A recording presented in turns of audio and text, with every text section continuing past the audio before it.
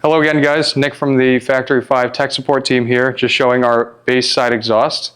These are our newer, thicker wall steel, longer muffler, quieter. They tend to actually remove a lot of the annoying resonation you'll find on the highway, especially with Coyotes, because that's a raspy engine, and I would say our 4-into-1 ball collector style headers or the J-pipes.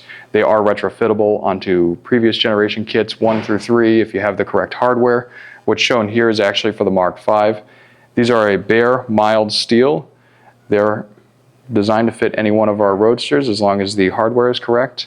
These include the hangers, mounts, gaskets for this particular flange. And if you wanted to paint or coat these, they're an excellent choice too, because they're not polished like our polished stainless option if you're interested in having a more chrome-like style. But if you're going for a heritage build where you want to Cerakote these any type of color that might have been on an original car, these are a great option for you. If you have any questions, you can contact us from our contact page.